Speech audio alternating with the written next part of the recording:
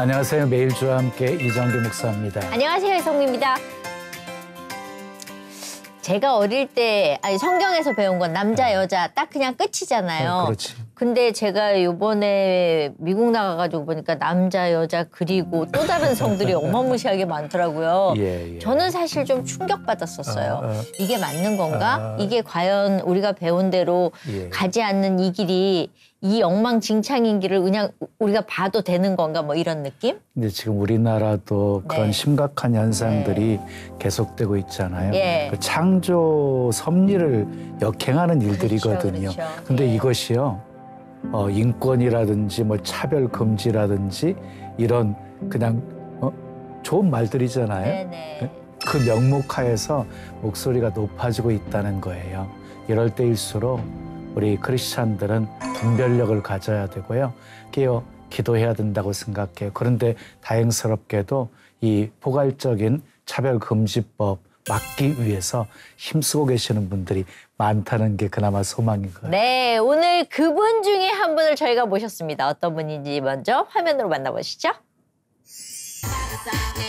우리 사회 뜨거운 이슈로 떠오른 동성애와 젠더 문제. 하나님의 창조 섭리를 거스르는 포괄적 차별금지법에 대한 우려가 높은데요. 이 같은 현실에서 우리 아이들을 지키기 위해 발벗고 나선 변호사가 있습니다. 본업까지 내려놓고 책집필에 매달려온 진리의 소자 김용준 변호사의 이야기가 시작됩니다. 네, 포괄적 차별금지법에 대해서 우리 아이들을 좀 보호해야 된다는 말을 늘 하고 다니시는 분입니다. 변호사 김용준 변호사님 모셨습니다. 어서 오세요. 반갑습니다. 안녕하세요. 네. 변호사님. 오늘 참 할 말이 많으실 것 같아요.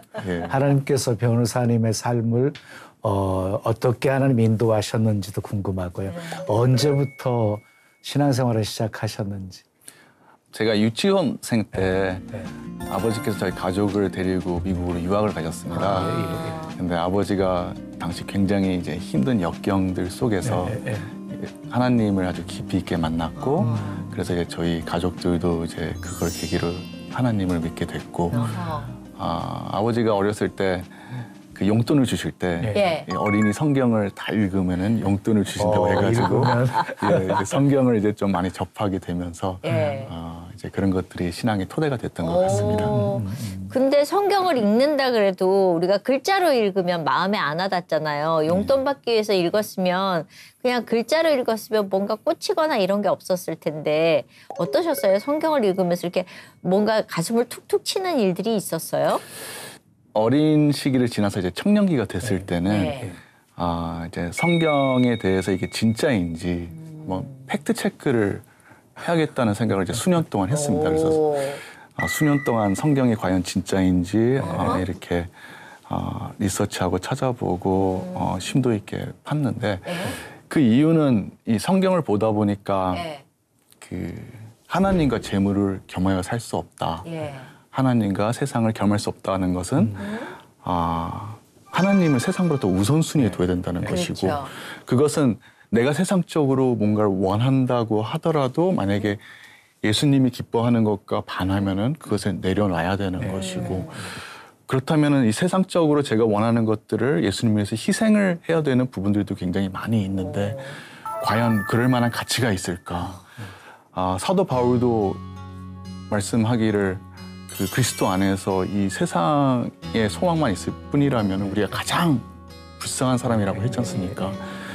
그래서 과연 이 성경이 진짜인지 아닌지 뭐 예언 성취나 아니면 고적이나 역사나 이제 심리학적인 측면, 경험적인 측면 그런 것들을 수년 동안 팠고 그 결과 하나님은 정말 확실히 살아계시는구나. 그게 청소년 시기였어요? 예, 그래서 그거가 토대가 돼가지고 굉장히 이제 방황하는 시기도 있지만 하나님이 살아계신다는 건 아주 확실하게 알기 때문에. 그런데 제가 목회를 하면서 수많은 청소년들이 우리 교회에 있지만 변호사님처럼 그렇게 성경이 사실인가 팩트 체크하기 위해서 막 역사적인 배경이라든지 막 이렇게 연구하고 하는 경우가 있을까 싶거든요, 솔직히. 그러니까 가끔 저런 이상한 애들이 있어요. 소위 얘기하는. 네. 쟤는 왜 저렇게 벨나게 뭐 꼭 그렇게 알아야 돼? 그냥 가. 이런 우리는 그런 무리였었거든요. 그런데 아니 그때부터 이미 변호사님으로 딱 하나님께서 그 길로 인도하시려고 그때부터 그렇게 작업하지 않으신 건가 하는 생각도 드는데 언제 그러면 나의 주님으로 이렇게 영접을 하셨어요? 이제 그 부분도 사실 많이 고민을 했었거든요. 과연 영접이 무엇일까? 야고보서 2장에 보면은 너가 하나님이 한 분인 줄 아느냐 잘하는도다. 귀신도 믿고 떠느니라. 맞아. 그러니까 단지 이제 머릿속으로 예수님을 하나님의 아들로 인정하고 내 구주로 인정한다고 하고 그걸 고백을 한다고 해서 이것이 구원을 받고 영접하는 믿음이 아니구나. 그리고 또 마태복음 7장 22절, 23절을 보면은 주여 주여 하는 사람들이 주님의 이름으로 뭐 귀신을 내쫓고 선지자 노릇을 하고 뭐 권능을 행하고 병을 고친다고 하더라도 이 사람들을 보면은 정말 하나님에 대한 열정이 있고 정말 사역도 열심히 하고 자기들 분명히 하나님을 영접했고 구원받았다고 생각할 사람들이에요. 교회에서도 어떻게 보면 상위 몇 프로에 드는 굉장히 열심히 있는 사람들인데 예수님이 말씀하시기를 마지막 때 이 사람들 중에서 많은 사람들에게 내가 너희를 도무지 알지 못한다. 내게서 떠나가라 불법하는 자들아. 그 말씀을 보니까 과연 내가 영접을 했는가. 하나님과 아는 관계인가. 또 말씀을 보면은 오직 믿음으로 구원받는 건 맞지만은 행함이 없는 믿음은 죽은 믿음이다. 그러면 저를 보면은 또 저에겐 특별히 연약한 영역이 있어가지고 자꾸 넘어지는 하나님께 기도를 하면은 극복이 안 돼요. 기도를 하더라도 이겨지지가 않으니까 이게 도대체 내가 하나님께 이 구원받을 만한 믿음인가 정말 영접을 했는가 이제 그런 고민들을 했었고 굉장히 이제 또 율법적인 영역에서 방황을 했었는데 이제 제가 이제 거기서 또 많이 은혜로 넘어갈 수 있었던 영역이 뭐냐면 이제 말씀 중에 한 마리 귀신을 내쫓으려고 깨끗하게 하면은 나중에 그 한 마리 귀신이 7 귀신을 데리고 와가지고 처음보다 상태가 더 악화된다는 말씀이 있어요. 내가 이 상태였구나. 내 행함이나 내 죄악이나 거기에만 집중한 나머지 그 한 마리만 내쫓으려고 하고 마음을 깨끗하게 하려고 하는데 나중에 7마리가 와가지고 더 율법의 함정에 빠져서 더 우울해지고 더 힘들어지고 그러면 해결 방법은 이 한 마리 내쫓으려고 하는 게 아니라 비워진 마음에 예수님을 친밀하게 채워졌을 때 이걸 예수님이 해결해 주는구나. 율법에서 은혜로 넘어가면서 이제 그 과정 중에서 영접을 했던 것 같습니다. 그러면 그런 깨달음이 몇 살 때 있었어요? 어렸을 때부터 감정적으로는 하나님을 되게 사랑하고자 하고 되게 열심히 있었지만은 힘든 과정들을 거쳤습니다. 근데 이제는 뭐 변호사 업무 또 사법고시 하면서 이제 하나님 붙잡고 하는 과정 중에서 이것들을 청년기 때 좀 많이 변화가 됐던 것 같습니다. 청년기 때래요, 목사님. 목사님 지금 되게 신기하신 거죠? 신기한 거예요. 근데 이제 그런 갈등들, 고민들 하면서 신앙이 성장하는 거거든요. 그러니까 이게 율법적인 삶에서 은혜의 삶으로 넘어가기까지가 쉽지 않은 부분인데. 그러면은 예수님을 인격적으로 만나고 나면 이제 삶이 또 달라지잖아요. 그런 변화의 과정이 있었어요. 그러니까 옛날에 율법적인 영역에서 많이 헤맬 때는 하나님에 대한 열심이 있으니까 내가 왜 넘어질까 이 부분들을 고민을 하고 되게 스트레스가 쌓이고 자꾸 넘어지면 이제 좌절하고 이제 우울해지고 근데 이제 은혜의 영역에 넘어가니까 이제 저의 그것들을 바라보지 않고 초점을 예수님께 눈을 맞추고 이미 예수님께서 이루셨는데 제가 이제는 또 유혹이 오고 이제 제가 원하는 거고 하나님의 그 기뻐하는 거고 충돌이 될 때 제가 연약할 때 내가 이것을 예수님을 위해서 이것을 싸우는 거는 예수님을 사랑하기 때문에 감사하기 때문에 그래서 옛날엔 부담으로 이제 그것들을 싸웠지만은 그 다음에는 이제 시각이 좀 바뀌면서 이제 감사함, 예수님을 사랑한다는 표현을 했었고 이게 만약에 제대로 되지 않으면 이제 다시 제 나무를 제 상태를 보면서 이제 하나님이 더 깊은 나의 상태를 보여주시면서 더 깊은 회개를 가게 되고 그 깊은 회개가 가면 또 은혜가 더 커지면서 그런 과정을 거치면서 이렇게 변화가 있었던 것 같습니다. 그래서 옛날에는 제가 제 의지로 막 하려고 했었던 거를 네. 나중에는 예수님과 친밀함을 추구하게 되면 예수님이 착한 일을 시작하셔서 이루시는 것들을 이제 경험하는 그런 것들을. 근데 우리 성도들의 모습 보면 성장하는 과정 속에 분명히 내가 예수님을 믿었다고 구원의 확신이 있다고 말했는데 어느 순간에 물어보면 정확하게 대답하지 못하는 이유가 다시 내 삶을 율법적으로 돌아오면 구원받을 것 같지 못하니까 헷갈리는 거거든요. 근데 우리 구원은 율법의 행함으로 받는 것이 아니라 믿음으로 받는 것이기에 그 믿음 또한 하나님이 주시는 은혜의 선물이니까. 그러니까 그 깨달음이 있으면 정말 예수님 안에서 자유함을 누리게 되어지는 거죠.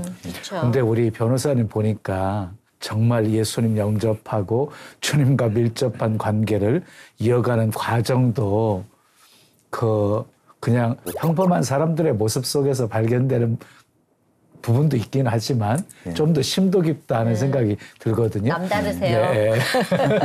근데 어렸을 때부터 법조인의 꿈이 있었어요? 일단 어렸을 때부터 가장 의미 있게 사는 것이 무엇일까 생각을 했었고 하나님이 확실히 살아계신다는 것을 알았기 때문에 하나님께서 기뻐하시는 일이 의미 있는 일이다 생각을 했었고 그 사회 속에서 그런 활동을 하기에는 이 법을 이렇게 전문으로 하는 것이 좀 많이 도움이 될 것 같다는 생각이 막연히 있어가지고 이제 법조인이. 그런데 하나님께서 아예 법조인을 이렇게 만드시려고 그 과정 속에서 팩트 체크도 하게 하시고 그거 좀 남다른 모습들이 이미 있게 하시지 않으셨나 싶어요. 근데 사실 저도 꿈이 변호사였어요. 그래요?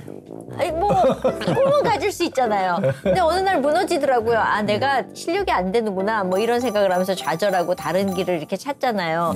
그래도 어느 정도 실력이 되시니까 이 길을 가신 거였을 텐데 미국에서 쭉 생활을 하신 거예요? 아니면은 미국에 계시다 한국에 오셔서 공부를 하신 거예요? 이 어떤 흐름이 있었어요? 그러니까 유치원 때 미국으로 갔다가 한 5학년 때쯤에 한국으로 돌아왔습니다. 제일 어려운 시기인데.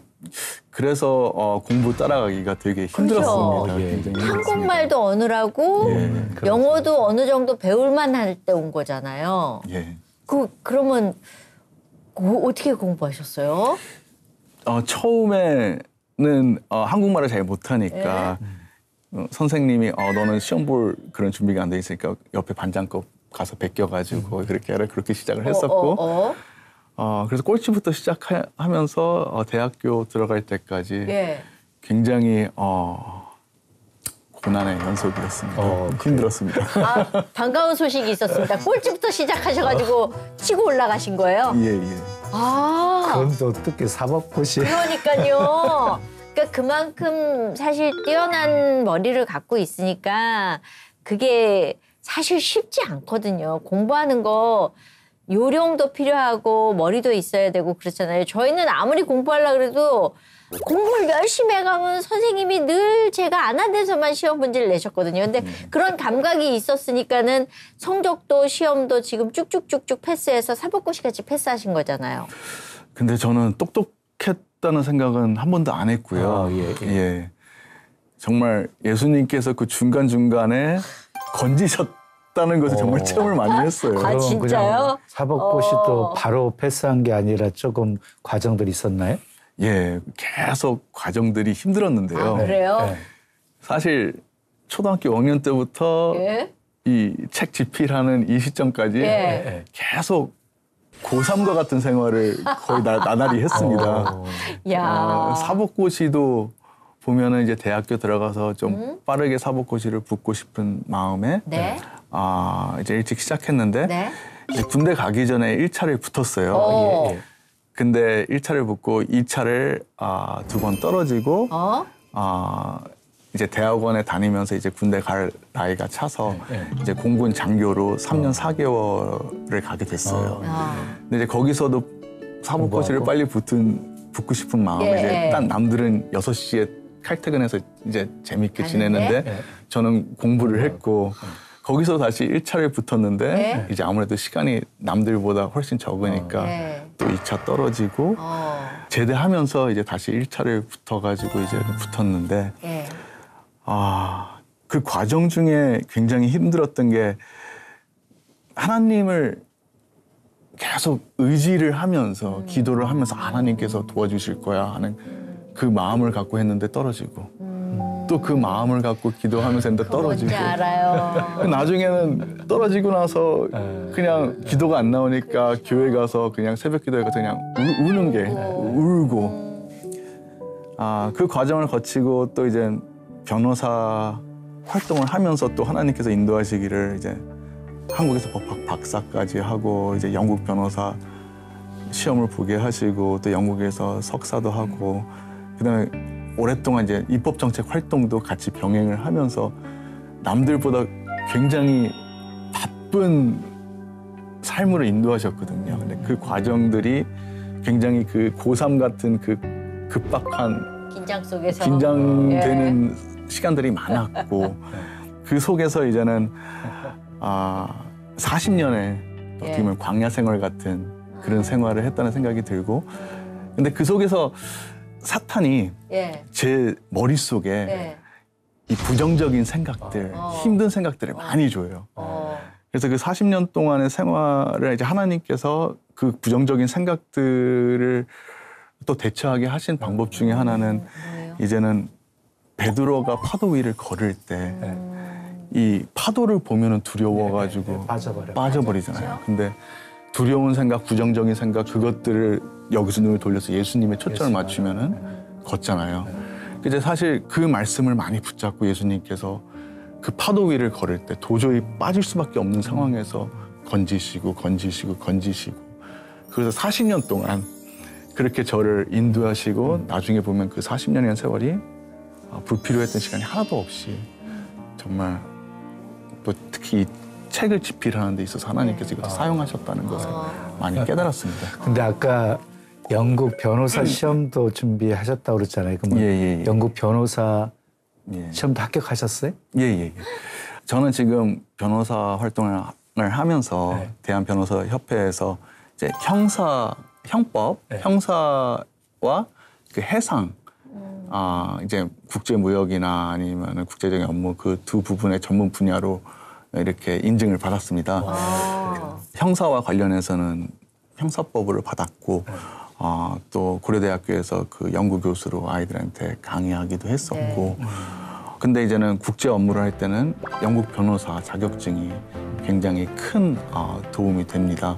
그래서 이제 국제 업무를 활발히 하기 위해서 여기에 도전을 했었는데 문제는 1차는 그래도 좀 수월하게 붙을 것 같아서 함부로 발에 들여놨었는데 나중에 잘 몰랐었는데 2차는 한국에서는 사법고시가 4일보거든요. 근데 영국에서는 이 시험을 보려면 2주 동안 아침부터 저녁까지 보더라고요. 그것도 영어로 뭐 변론하는 거, 서면 쓰는 거, 리서치하는 거 모든 분야에서 이렇게 이것을 시험을 봐가지고 여기도 그 못지않게 험난한 과정을 거치면서 하나님의 연단을 받고 그리고 또 하나님께서 지금 보면 이게 왜 필요했는지 그런 것들을 깨닫게 하시면서 이것들을 하나님을 위해서 사용하시는 방향으로 이렇게 우리 대한민국에 변호사이시면서 영국 변호사 자격증까지 갖고 계신 분들 그리 많지 않을 것 같은데. 사법고시를 붙었으면서 영국 변호사 자격증을 받은 사람은 지금 전 세계에서 8명으로. 전 세계에서 8명? 전 세계에서 8명을 알고 있습니다. 우리가 지금 그 전 세계에서 8명 중에 한 분을 그래. 한국 사람으로는 몇 분 있어요? 그게 더 궁금해지는데. 그러니까 한국 사람 중에서 사법고시 출신이면서 그렇죠. 왜냐면 사법고시 출신을 하는 사람들은 이제 영어를 그 외국 변호사만큼 잘하는 사람들이 많지가 않았어요. 맞아요. 그러니까 이제 굉장히 그 장벽을 깨기가 쉽지가 않았거든요. 그러네요. 예. 해상 전문 변호사는 뭐 하는 거예요? 해상 전문 변호사는 이제 저는 해양수산부 고문 변호사나 이제 정책자문위원 같은 것들을 많이 하면서 예. 이제 제가 형사법 박사 논문을 썼을 때 예. 그 세월호 참사에서 예, 예. 그 현행법이 뭐가 문제가 있는지 예. 이제 그거에 대해서 이렇게 박사 논문을 했었고 그래서 제가 이제는 세월호 특조위 예. 선체위 사참위에서 예. 이제 제가 재발 방지 보고서를 예. 제가 직접 집필을 했고 주도했고 그래서 그 보고서가 대통령과 국회에 직접 보고되기도 하고 또 20대, 21대 국회에서 이제는 해상과 관련된 법안 발의하는데 제가 그 기초를 쓰기도 했었고 또 13조 원이 들어가는 진해 신항 건설과 관련해서 제가 이제 그 입법과 관련해가지고 국회 용역에서 책임 연구원으로 활동하면서 이제 그런 부분에서 이제 해상과 같은 활동들을 했었고 이제 이런 입법 정책 활동들이 나중에 차별금지법의 그 이면에 네. 그 아름다운 용어가 있잖아요. 예, 예, 근데 그 예. 이면에 굉장히 무서운 메커니즘과 그 작동 원리가 있거든요. 예. 이제 그런 것들을 분석하고 이런 것들을 설명할 수 있는 그런 역량들을 하나님께서 이런 활동들을 통해서 이제 키워주셨다고 생각을 합니다. 아까 처음에 얘기하실 때 하나님을 믿고 나서 보람 있는 일을 하고 싶다 그러셨는데 지금 쭉 그 광야를 지나오면서 어떠세요? 보람 있었던 기억들. 세월호 특조위, 선체위, 사참위에서 이제 보고서를 썼을 때 이제 저는 거기서 정말 많은 세월호 아이들이 정말 아픔을 겪으면서 또 유족들 아픔을 겪으면서 그 아픔 있는 그 사건에서 다시 재발을 방지하도록 하는 그 업무를 했었고 네. 또 그 업무를 하면서 이게 굉장히 우리가 복음을 전파하는 상황과 비슷하구나 하는 그 생각들을 많이 했습니다. 왜 그러냐 보면은 당시 세월호 선장이 아이들에게 너희들 가만히 있으면 구조된다 그렇죠. 얘기를 했거든요. 예. 그러면 아이들은 선장 말을 믿을 수밖에 없기 때문에 자기가 창문 보면은 선박이 이렇게 가라앉는 걸 보면서도 살 길을 찾는 거를 하지 않고 말 한마디 믿었으니까. 그렇죠. 그리고 2시간 동안 거기에 편안하게 있다가 딱 2시간이 지나고 보니까 나갈 수 없는 걸 알고 그때 이게 속았구나 알았지만 너무 늦었거든요. 근데 저는 그걸 보면서 이게 지금 우리 세상과 되게 비슷하고 복음을 전하는 상황과 비슷하구나. 우리 인생을 보면은 7, 80년이지만은 그 세월호에서 보면은 2시간과 되게 비슷하거든요. 그리고 우리가 죽은 다음에 영생 부분은 어떻게 보면 그 2시간 이후에 나아갈 평생 그거랑 비슷하거든요. 그리고 세월호 선장과 같이 지금 세상에서는 어둠의 세력이 너희들 이 2시간, 이 인생만 잘 살면 돼. 나머지는 생각할 필요 없어. 오히려 나중에 영생을 얘기하고 그것들을 얘기하면 그건 반인권적이고 부담 주는 거고 그런 얘기 하지 마. 그러면서 점점 그런 법제도를 제도화하고 있거든요. 그러면 저는 예수님을 볼 때 세월호 아이들의 부모님 같아요. 그래서 세월호 부모님이 우리가 세월호 선원이라면 우리한테 부탁하기를 아이들한테 살 길을 얘기해줘라. 그 상태를 얘기를 해주지 않고 나가야 될 길을 얘기해주지 않는다면은 그게 과연 인권인지, 그게 사랑인지 그런 것들과 연계해가지고 이렇게 활동을 하고 있습니다. 그러면은 세월호 사건을 이렇게 참여하면서 포괄적 차별금지법에 관한 거에도 관심을 갖게 되신 거네요? 아닙니다. 그거는 이제 지금에 왔을 때 이제 많이 연결이 됐던 거고요. 옛날에 저는 이제 하나님을 위해서 어떻게 활동하면은 잘 활동할 수 있을까, 의미 있게 살 수 있을까 고민을 하면서 하나님께서 내게 주신 달란트는 이제 세상적 관점에서 이성적 합리적으로 이렇게 근거를 대는 그런 달란트를 주셨고 저는 이제 그런 달란트를 이용해서 이 성경이 과연 진짜인지 일반 세상 사람들이 납득할 수 있도록 그런 것들을 오랫동안 리서치했었고 그 책을 집필을 해서 한 70% 완성을 했습니다. 근데 이제 그 즈음에 이제 차별금지법과 젠더 룰릭에 대해서 알게 됐고 그래서 리서치해 보니까 외국에서는 길거리에서 복음을 전하다가 형사재판에 끌려가는 사례들도 많고 기독교 학교에서 교목이 성경적 가치관들을 얘기하면 해고되는 것뿐만 아니라 테러리스트, 극단주의자 프레임을 쓰고 그것을 관리하는 단체에서 관리하고 해고되고 그런 사례들이 많고 직장에서 복음 전하면 해고되는 건 아주 이제 일상화됐고 이게 복음을 아예 환경적으로 전하는 것을 막고 불법화하는구나. 그럼 내 꿈인 복음을 전하는 게 막히는구나. 세월호 선언에서 아예 선장이 이것들을 말하지 못하도록 아예 제도화하는구나. 그래서 책 다 그때 쓰던 거 없고 하나님 이거 어떻게 해야 합니까? 기도하던 중에 하나님이 인도해 주셔가지고 이제 생업을 한 2년간 중단하고 이 차별금지법, 젠더 룰릭의 실체를 밝히는 책을 이렇게 썼습니다. 언제 출판하셨어요? 이게 책이 출판된 지 것이 2023년 8월이니까요. 그전 2년 동안 그렇게 썼었고 특히 이제 차별금지법을 지지하는 영역 그 진영에서는 항상 얘기하기를 우리 쪽이 얘기하면 그 증거 없다, 근거 없다 그런 얘기를 하거든요. 그런 얘기할 수 있는 이유는 이제 외국에서 보면은 이제 이것들을 가장 얘기해야 될 사람들이 대학 교수나 의사들이에요. 근데 그 사람들이 얘기를 하면 가장 우선적으로 파면시키고 해고시키고 사회적으로 매장시켜요.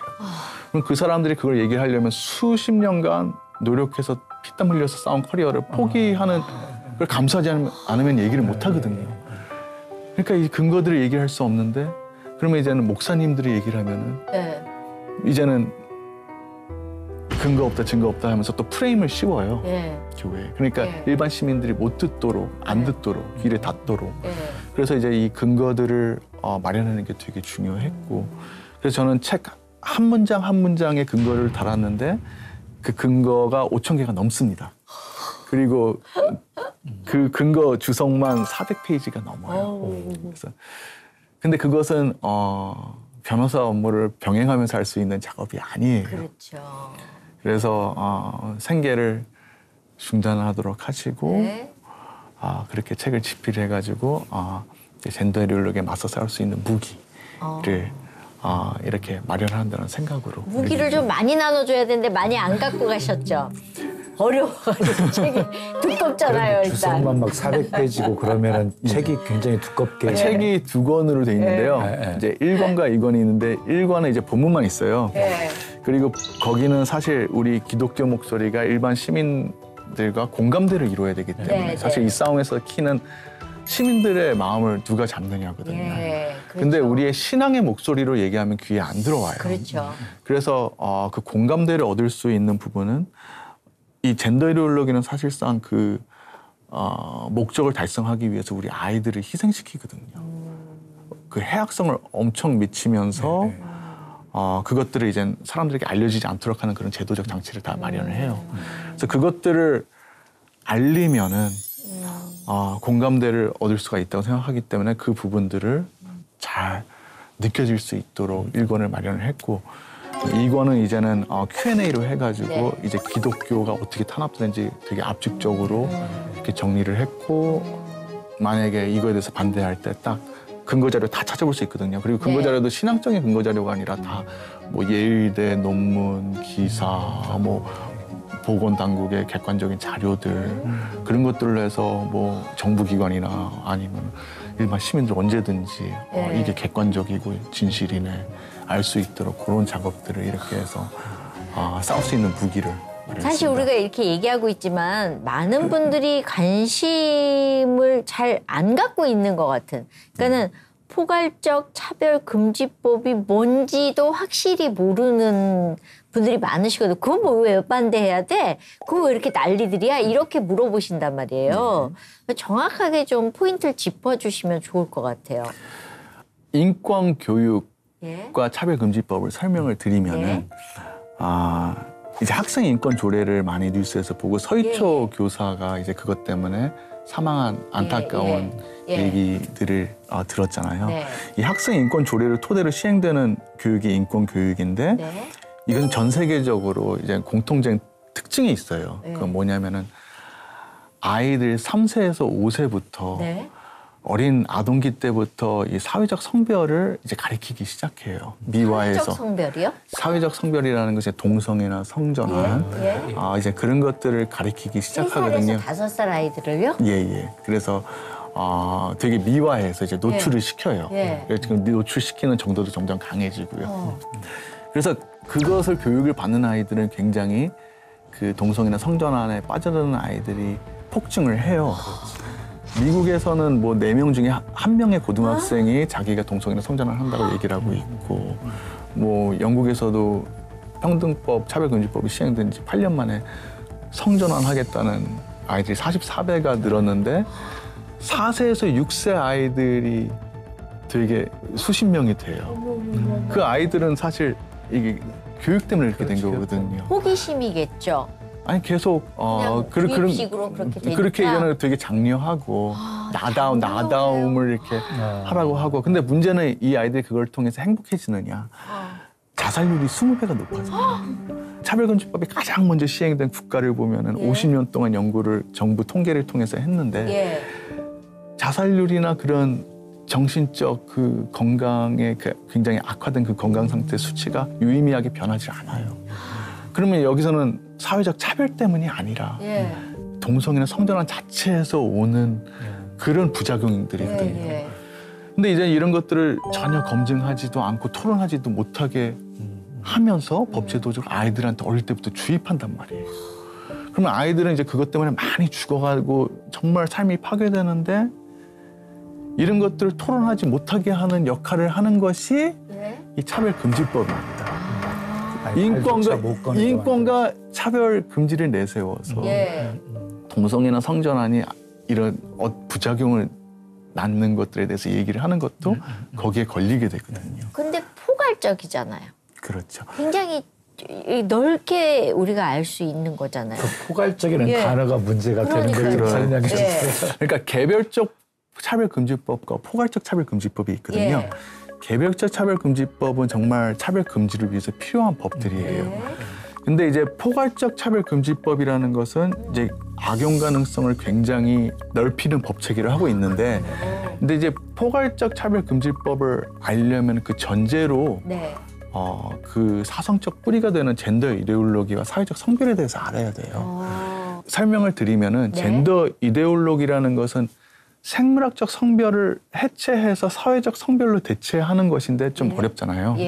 쉽게 설명하면 생물학적 성별이라는 것은 하나님이 인간을 창조할 때 남자와 여자로 육체에 따라서 창조했잖아요. 그렇죠. 그게 생물학적 성별이에요. 사회적 성별이라는 것은 그런 육체로 기준을 하는 게 아니라 마음에 따라서 성별을 정하게 되는데, 그래서 남자와 여자의 구분을 없애고 성별이 100가지가 넘게 돼요. 그래서 그것을 대체하기 위해서는 생물학적 성별이 혐오가 되고 반인권적인 개념이 돼요. 그래서 일부 일처제를 기초로 하는 가족제도도 혐오하는 반인권적 제도가 되고 다 해체해야 돼요. 그리고 이것을 기초로 하는 성경도 이제 불법이 되고 반인권적이 돼요. 차별금지법의 특징 중에 하나가 뭐냐면은 이 성별을 정의를 할 때 사회적 성별로 정의를 해요. 그리고 또 하나의 특징이 뭐냐면 모든 공권력이 입법부, 사법부, 행정부가 이 차별금지법에 복종하도록 하는 의무를 가지고 있어요. 그러면은 모든 그 국가 공권력이 이 생물학적 성별을 해체하고 사회적 성별로 대체하는데 이것을 지지해야 되기 때문에 이거와 양립할 수 없는 성경적 가치관을 가진 단체나 개인은 모든 공권력이 나중에 탄압하는 단계로 진화를 하게 돼요. 그래서 이 차별금지법이 진화를 하게 되면 그래서 아이들을 폭증시키고 그 부작용이나 그 위험성이나 유해성을 얘기하지 못하도록 사회에서 하고, 그 단계를 거친 다음에 사회를 장악한 다음에는 이제 노골적으로 기독교를 탄압하게 됩니다. 포괄적 차별금지법이 시행되게 된다면 사회적으로 굉장히 많은 부작용을 낳을 수밖에 없잖아요. 그 부작용에 대해서 좀 구체적으로 좀 나열해 주시면. 그러니까 이제 점점 성경대로 믿으면은 이제는 테러리스트하고 동일한 극단주의자 프레임을 씌우면서 이제는 성경과 복음을 탄압하는 그런 이론적 토대가 만들어지고 있는 것을 우리가 지금 목도하는 거죠. 더 믿을 수 없는 거는 제가 이제 법대에서 배울 때 우리 생각하는 권리는 절대적 권리니까 그렇죠. 침해할 수 없다고 배웠거든요. 그렇죠. 당연하죠. 이제 그것도 무너졌습니다. 왜냐하면은 영국에서는 이제는 속으로 기도하는 경우에도 형사처벌하는 법제도가 만들어지고 있고 다른 나라로 그게 이제 급속하게 많이 확대되고 시행되고 있습니다. 우리나라도 굉장히 이제 차별금지법이 시행되기 이전인데 이제는 이 젠더 이데올로기 정책을 먼저 아이들과 언론을 장악을 합니다. 언론을 장악하는 사례를 들면은 우리나라에서는 2011년도부터 인권보도준칙이 시행되고 있는데 거기에서는 사회적 성별과 그 사회 병리적 현상을 연결져서 언론에 노출할 수 없도록 합니다. 그래서 사람들은 이 사회적 성별을 아이들한테 주입하거나 그렇게 되면 이게 어떤 현상이 나타나는지 아이들이 어떻게 죽어가는지 알 수가 없고 또 그거에 대해서 이제 얘기를 하면은 이제 혐오 프레임을 씌워져 가지고 얘기를 불법화하게 됩니다. 그래서 그게서 10년 넘게 했기 때문에 일반 시민들은 이거에 대해서 잘 몰라요. 그러니까 이런 문제가 심각해도 잘 모르는 거예요. 그리고 이제 2023년도부터는 키소에 의해서 일반 인터넷에 있는 글들도 삭제되기 시작했고요. 그나마 이거에 대해서 얘기할 수 있었던 게 기독교 언론인데 극동방송에서 주류 언론에서는 맨날 차별금지법 지지하는 패널들 모여가지고 얘기하고 그러거든요.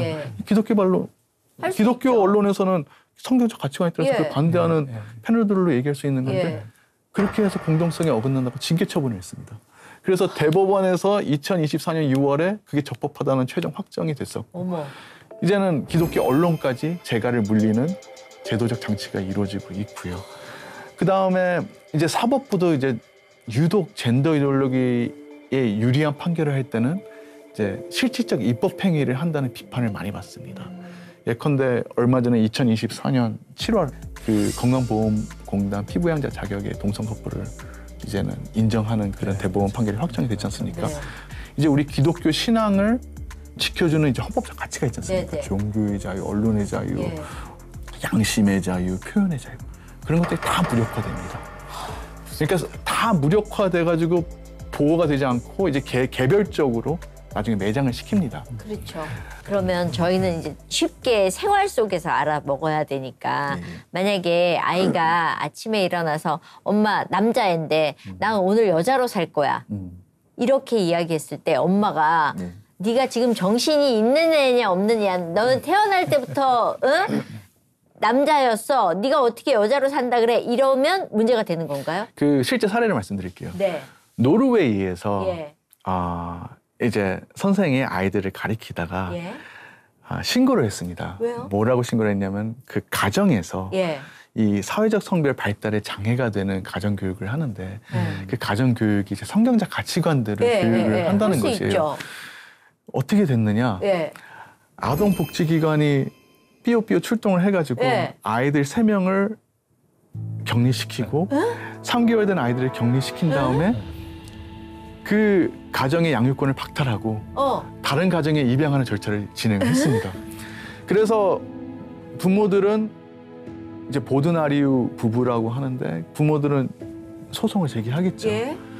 그 소송이 제기된 지 7개월 만에 이제는 이게 전 세계에 알려지면서 이제 비난 여론이 일어나고 이제는 막 대사 앞에서 사람들이 수천만 명이 으쌰으쌰하니까 그러니까 이거를 소송을 포기하고 아이들 돌려줬거든요.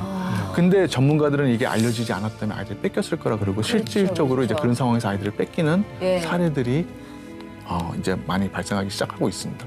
그래서 우리나라에서도 이제 아동복지법 같은 것들 개정안들이 계속 나오고 이렇게 하는데 이제 그런 방향으로 흘러가고 있는 거고요.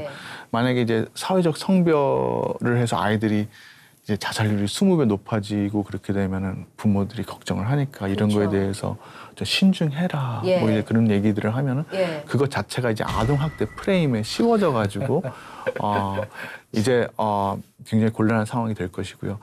그래서 사실 젠더 이데올로기 아이들을 공략을 하는데 네. 그걸 보호할 수 있는 주체가 선생이고 부모거든요. 그 보호부터 제도적으로 차단을 하고 알지 못하도록 하고 반대를 하면은 매장시킬 수 있는 그런 법 제도를 계속 진화해 나가고 있습니다. 그러니까 다음 세대들을 위해서도 적어도 우리나라만큼은 예.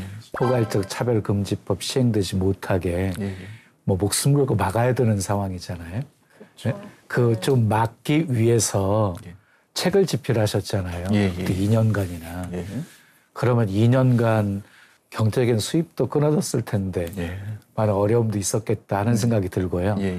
또 그렇게 하나님이 기뻐하시는 일을 하면 예.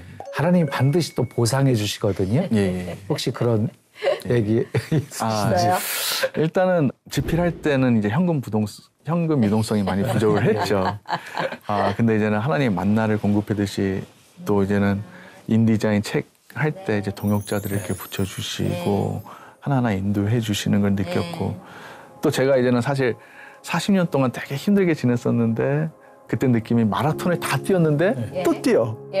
또 뛰어 하는 느낌이어서 너무 힘들었거든요. 근데 하나님께서도 이제 그런 과정에서도 많이 힘을 공급해 주시고 끝난 다음에 사실 이제 저는 보상은 사실 하나님이라 생각하거든요. 이 세상에서 주시든 안 주시든 하나님이 가장 선한 길로 하시니까 어떤 상황에서든 감사한 것이고 하나님과 더 친밀해지면 그게 가장 큰 보상이거든요.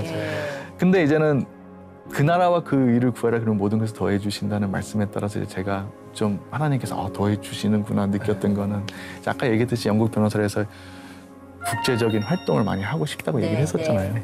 그 집필이 끝나자마자 제가 대한상사중재원 국제중재인이 되도록 하셨고 그거는 정말 우리나라 변호사 중에서 극소수밖에 없거든요. 그리고 또 제 전문 분야에서는 사실 한 5명, 10명도 안 돼요. 그리고 이제 그런 것들이 토대가 돼서 또 영국 변호사이기 때문에 속가가 한 150억 원 정도 속가가 있는 사건이 있어요. 김앤장 갔다가 데려가지고 갔다가 저한테까지 와가지고 제가 진행을 하게 됐는데 제가 처음에는 이제 영국 변호사와 이렇게 개입해서 하려고 했었는데 거기서 이제는 여러 어려움이 있다고 해서 제가 직접 혼자 단독을 진행하도록 요청을 해가지고 제가 이제 그것들을 단독을 진행하면서 국제적인 활동도 이제 하나님께서 더 깊이 있게 할 수 있도록 인도하시는구나. 이제 그런 것들을 또 많이 느끼고 하나님의 인도하심을 느꼈습니다. 그러면 2년 동안 벌이가 없었으면 사모님이 별로 안 좋아하셨을 것 같아요. 아니 쓸데없는 짓 그걸 왜 해? 남들 다른 사람 하라 그래 왜 당신이 해? 우리는 보통 이제 그런 성향을 갖고 있는 사람들인데 사모님은 어떻게 반응하셨어요? 처음에는 아무래도 생계를 그쵸? 이렇게 중단하게 되니까 부담스러웠을 것 같아요. 근데 제가 이것을 성경 불법화와 연계되고 이제 그것을 막는 활동이라고 하니까 그 다음부터는 이제는 아주 적극적으로 제 지지자가 되고 돕는 배필이 되셨군요. 그뿐만 아니라 이제는 저는 이제 젠더 룰루기가 이렇게 진화되면 이제 책이 판매 금지 가처분이 일어날 우려도 있다고 생각해서 우리가 출판해야 된다. 그래서 출판사를 내셨어요? 예, 그래서 와이프가 그거에 대해서 공부를 하고 직접 출판사 대표가 되고 또 이제는 일반 시민들이 제 책을 보면 쉽게 와닿을 수 있도록 이제 입문을 하면서 조금이라도 어려운 게 표현된 부분들이 있으면 다 고치도록 그래서 7번 읽으면서 그런 작업들을 거치고 그래서 굉장히 적극적으로 지지해주고 함께 이렇게 했었습니다.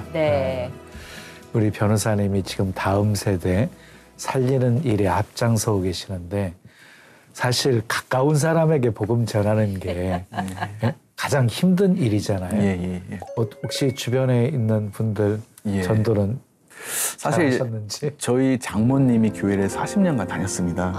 근데 얘기를 하다 보니까 장모님이 예수님이 어떻게 우리를 위해서 십자가를 이렇게 해서 대속하셨는지 그건 자기는 받아들일 수 없다고. 40년 믿었는데. 교회를 다니셨는데. 그러니까 이제 예수님과 인격적 관계가 형성이 안 된 거죠. 그래서 저는 이제 그거를 설명을 하면서 이제 죄에 대해서 설명을 했고 하나님과 인격적 관계를 예수님과 인격적 관계를 맺지 못하면 이제 지옥에 가는 것들을 네. 설명을 하니까 예. 반응이 굉장히 싫어하셨어요. 그래서 저하고 사이도 굉장히 안 좋아졌어요. 예. 그래서 이제 그렇게 한 1년 정도 흐르고 이제 관계도 굉장히 조금 서먹서먹해지고 이렇게 했었는데 이제 제 딸이 기독교 학교를 가면서 이제 거기와 연계된 교회에서 이렇게 장모님을 모시고 가서 거기서 이제 같이 예배를 드리는데 거기서는 이제는 죄와 회개에 대해서 아주 직설적으로 얘기를 하고 설교를 하고 거기서 그 말씀을 들으면서 깨지는 걸 보고 옛날에 같이 기도하자 그러면 가족 기도하자 그러면 싫어하셨거든요. 근데 이제 지금 새벽에 들으시고 기도하시고 인격적으로 하나님을 만나가는 거를 보고 되게 기적이다. 하나님께서 인도해 주시는 선물 주셨네요. 기적이다는 생각을 하게 됐습니다. 뭐 앞으로 기도 제목하고 할 일이 너무 많으실 것 같은데 어떤 기도 제목과 계획 갖고 계세요? 일단은 제 계획과 하나님의 계획이 너무나 다른 경우가 많기 때문에 하나님께서 인도하시는 대로 차별금지법 막는 데 목소리 낼 수 있으면 계속 내고 또 나중에 제 달란트를 이용해서 이제 성경이 진짜라는 변증을 이렇게 하는 그런 길로 가고 싶은 기도 제목이 있고 또 하나는 사실 우리나라 교회를 위해서 기도를 하고 있는데 사실 이스라엘 백성을 보면 하나님 되게 어려운 상황에 있을 때 회복할 때 항상 회개가 있었거든요. 우리가 회개를 할 때 그러면서 목소리를 낼 때 하나님께서 역사하실 거라는 생각이 들고 사실 그런 것들을 위해서 기도하고 또 하나님 일할 때 가장 방해가 되는 게 제 자아가 살아나는 거거든요. 40년 연단받아도 날마다 살아나고 이게 참 멀었다. 나 죽이는 일이 제일 힘들어요. 하나님 더 주진 마시는 날이 멀었다는 거는 느끼면서 그래서 제 자아를 계속 죽이는 그래서 하나님이 역사하실 수 있도록 하는 그런 기도를 하고 있습니다. 오늘 얘기 들으면서 제가 뭐 할 수 있다 그러면 저도 한번 왜냐하면 다음 세대를 위하는 일이니까 함께 가야 되겠다라는 생각했습니다. 오늘 나와주셔서 너무너무 감사합니다. 감사합니다. 목사님 오늘 변호사님께 말씀해 주신다면요. 디모데전서 6장 12절 말씀인데요. 선한 싸움 싸우라. 영생을 취하라. 이를 위하여 내가 부르심을 받았고 하는 말씀이 생각났어요. 선한 싸움 싸우시고 그 이유를 위해서 하나님께서 우리 변호사님 부르셨다라고 생각해요. 간절히 간구하는 기도에 하나님의 큰 응답과 역사가 있었으면 좋겠습니다. 오늘 여기까지입니다. 저희 다음 시간에 오겠습니다. 감사합니다. 감사합니다.